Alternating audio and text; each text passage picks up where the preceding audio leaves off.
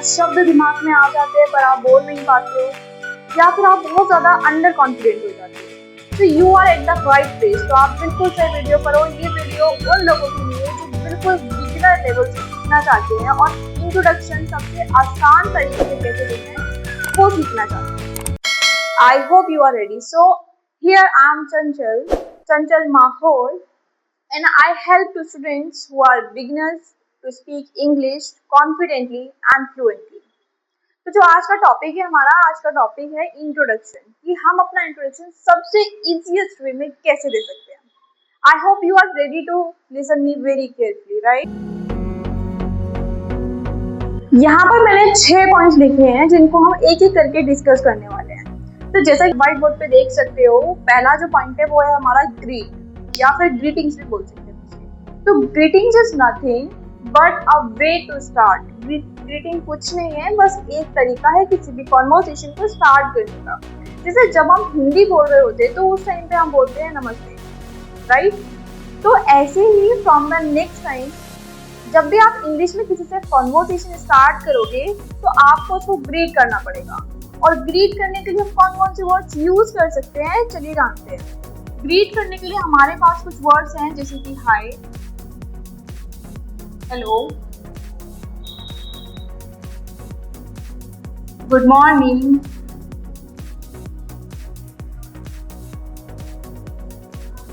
Good afternoon, good noon, good night. ये वो सारे इम्पोर्टेंट और वो सारे वर्ड्स हैं जो हम बार बार अपनी डेली लाइफ में ग्रीटिंग के लिए यूज करते हैं, ठीक है। हाय, हेलो, ये वर्ड्स तो आपने सुने ही होंगे। गुड मॉर्निंग, जब भी मॉर्निंग का टाइम हो रहा होता है तो हम गुड मॉर्निंग बोलते हैं। गुड आफ्टरनून, आफ्टरनून के टाइम के लिए बोलते हैं। और गुड नून, गुड नून किसके लिए यूज होता है? गुड नून जब भी दोपहर के या फिर दोपहर के 12 बज रहे होते हैं तो उस टाइम पे ना ही हम गुड आफ्टरनून बोलते हैं, ना ही हम गुड मॉर्निंग। तो फिर हम क्या बोलते हैं? तो उस टाइम पे हम यूज करेंगे good noon. I hope this is clear. आप मुझे जरूर बताना कि आपको ये पहले पता था या नहीं पता था। Next is good night. जैसा कि आप जानते हो, गुड नाइट वर्ड या फिर ग्रीटिंग हम उस टाइम पे यूज कर रहे होते हैं जब हम सो रहे होते हैं। नहीं, झूठ बोल रहा है। अच्छा, अब हम नेम कैसे बोल रहे हैं? ये बहुत कंफ्यूजन वाली चीज है और बहुत इजी भी है। हम लोग हमेशा, हमने देखा होगा कई बार कि हम इंट्रोडक्शन को बोलते हुए कुछ ऐसे वर्ड्स का यूज करते हैं। माई सेल्फ, दिस, मी, चंचल। कभी भी हमें इंट्रोडक्शन देते हुए और नेम बताते हुए हमें इन सब का यूज नहीं करना है। ये बहुत वो कॉमन मिस्टेक्स है जो हम हमेशा करते हैं, पर आई होप कि आप ये ना करो, इसलिए मैं आपको ये बता रही हूँ कि आपको ये वर्ड्स यूज नहीं करने कभी इंट्रोडक्शन में। तो फिर क्या बोलना है हमें नेम बताते हुए? एक सिंपल सा सेंटेंस है जो हम हमेशा से बोलते हुए आ रहे हैं। माई name is, my name is और आई एम। सिर्फ यही 2 सेंटेंसेस है जो आपको यूज करने हैं अपना नाम बताते हुए, क्योंकि हम बिगिनर लेवल है, हमें इंट्रोडक्शन को डिलीवर करना सीखना है, तो हम चीज़ों को कॉम्प्लिकेटेड नहीं करने वाले हैं। तो अभी के लिए हम सिर्फ इन 2 सेंटेंसेस को ध्यान रखेंगे। My name is Chanchal and what is your name, don't forget to tell me. Next is I am Chanchal. तो ये 2 सेंटेंसेस आप यूज कर सकते हो, ठीक है। और वो कॉमन मिस्टेक्स जो मैंने बताई है, I hope and I am sure कि आप ऐसा करने नहीं वाले हो। Next is where are you from, यानी कि आप कहाँ से हो। मैं नहीं बताऊंगा। तो हम इस बात को समझने के लिए मैंने एक और सेंटेंस लिखा, विच is I belong from Delhi. I belong from Delhi. शायद ये सेंटेंस आपने थाउजेंड्स ऑफ टाइम्स सुना ही होगा, बट डू यू नो कि क्या ये सेंटेंस ठीक है या फिर हमें ये सेंटेंस अपने इंट्रोडक्शन में इंक्लूड करना चाहिए? सो आई रिकमेंड यू कि आप ऐसा कभी ना करें, क्योंकि इसमें ग्रामेटिकली रॉन्ग होता है। और इसको सही करने के लिए हम इसको क्या करेंगे, या तो यहाँ पे लिखेंगे आई एम फ्रॉम दिल्ली, या फिर लिखेंगे आई बिलोंग टू दिल्ली। तो ये जो टू वाला और जो फ्रॉम वाला कॉन्सेप्ट है ये हम अभी डिस्कस करने नहीं वाले हैं, लेकिन हाँ इतना जरूर है कि अब आप ये प्रीपोजिशन इंट्रोडक्शन देते हुए सही टाइम यूज करने वाले हो, right. I am from Delhi and I belong to Delhi. तो इसका मतलब होता है कि मैं कहाँ से हूँ, मैं दिल्ली से हूँ, ठीक है। एक और कॉमन मिस्टेक जो इसमें लोग करते हैं कि वो ओवर स्मार्ट बनने की कोशिश करते हैं और दिल्ली के बाद क्या यूज करते हैं, India. And again I highly recommend you कि आप अभी इसको यूज ना करें, ठीक है। अभी हम बिगिनर है तो हम छोटी छोटी चीजों को एडवांस लेवल पे लेके जाने वाले हैं, लेकिन अभी के लिए हमें चीजों को याद रखना जरूरी है, ना कि उनको कॉम्प्लिकेटेड बनाना। तो इसी वजह से हम सिर्फ इन दो स्टेटमेंट्स को याद रखेंगे, which is I am from Delhi and the second one is I belong to Delhi. Is that clear? Okay, next is how do you do. ये सेंटेंस क्या कहता है, हाउ डू यू डू, यानी कि आप क्या करते हो। तो आप क्या करते हो इसका आंसर, आप जॉब करते हो, आप स्टूडेंट हो, या आपका कोई प्रोफेशन है, या फिर आप बिजनेसमैन हो। तो इन सभी बातें या फिर जो आंसर्स हैं ये इस क्वेश्चन के हैं, ठीक है। तो अब इसको कैसे हम सही कर सकते हैं, तो इसको सही करने के लिए 12 seconds later हमारे पास दो सेंटेंसेस है, which is I work as plus आपका जो भी काम है आप वो करने वाले हो, वो लिखने वाले हो बेसिकली। और secondly how do you do का हम कैसे यूज कर सकते हैं, आई एम। और उसके बाद जो भी आपका प्रोफेशन है वो आप यहाँ पे लिख सकते हो। चलो मैं इसका यूज करके भी बताती हूँ एक बार। I work as an English teacher and the second one I am an English teacher, ठीक है। तो हम इसको ऐसे यूज कर सकते हैं। The next one is hobby. Hobby word आपने कई बार सुना होगा, पर मैं जानना चाहती हूँ कि आपको हॉबी वर्ड का करेक्ट यूज पता है। हॉबी का मतलब क्या होता है कि वो काम जो हम फ्री टाइम में करना पसंद करते हैं।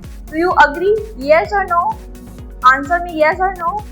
तो हॉबी का मतलब क्या होता है, हॉबी का मतलब बिल्कुल यही होता है कि वो काम जो हम फ्री टाइम में करते हैं। पर एक छोटा सा करेक्शन है यहाँ पर कि वो काम जो हम फ्री टाइम में तो करते हैं ही, पर लेकिन हम उसको रेगुलर करते हैं।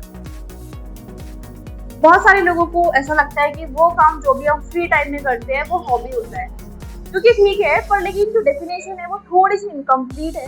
तो मैंने उसको कंप्लीट करने के लिए क्या लिखा है यहाँ पर, रेगुलर। तो वो काम जो हम रेगुलर करते हैं अपने free time.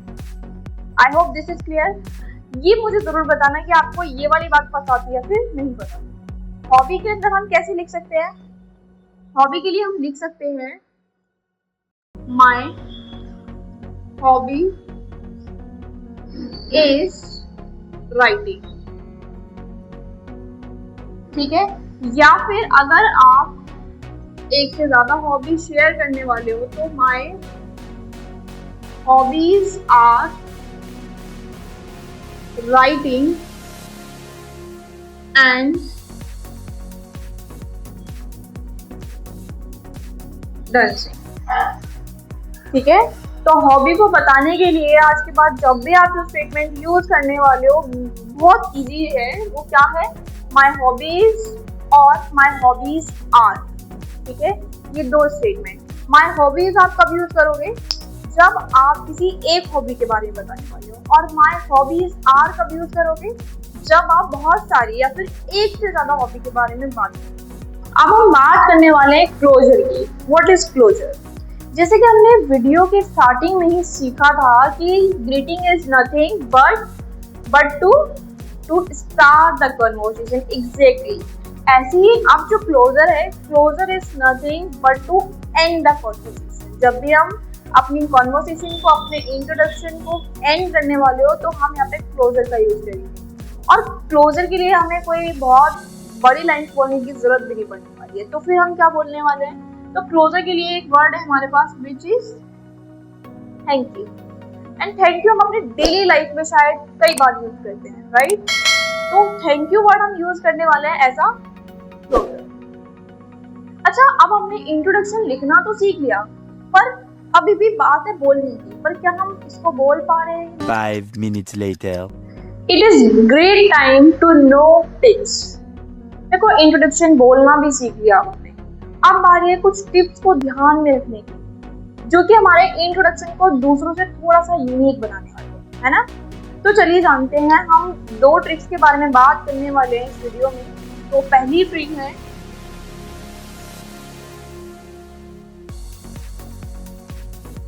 Never share background details. और बैकग्राउंड डिटेल से क्या मतलब है?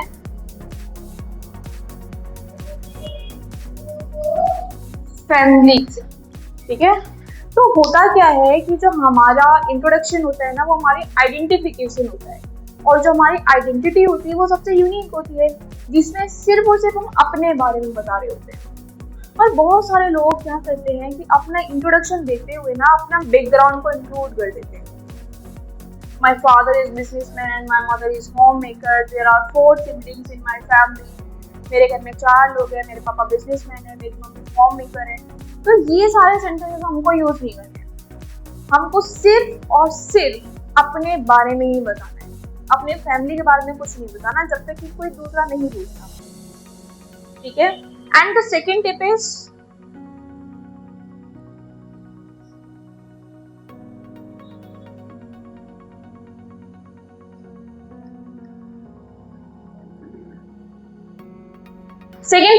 You have to take care of duration. आपको ड्यूरेशन का जरूर ध्यान रखना है। कई बार होता क्या है, हम इंट्रोडक्शन थोड़ा सा लेंदी कर देते हैं, और इंट्रोडक्शन लेंदी हो जाता है, वो थोड़ा सा बोरिंग भी हो जाता है, और इंट्रोडक्शन इतना लंबा होना भी नहीं चाहिए। तो उस बात को ध्यान में रखते हुए जो हमारी इंट्रोडक्शन की ड्यूरेशन है वो कितनी होनी चाहिए? 30 सेकेंड से लेकर के मैक्स टू मैक्स 1 मिनट, इससे ज्यादा नहीं होनी चाहिए। अब जो हमने इंट्रोडक्शन सीखा है, आप उसको ट्राई करो, उसको बोल करके देखो कि आपकी ड्यूरेशन क्या बैठती है, क्या वो 30 सेकेंड से लेकर के 1 मिनट के बीच में है या नहीं, ठीक है। तो ये सारी वो बातें थी जो हमने इंट्रोडक्शन में सीखी, और मैं आशा करती हूँ कि जो भी हमने सीखा वो आपको समझ में आया होगा। If you have any doubt you can write, or you feel free to write in the comment section. Okay, you found this video helpful. अगर आपको वीडियो अच्छी लगी हो तो don't forget to share, like and comment in the comment section. Like my channel. Thank you.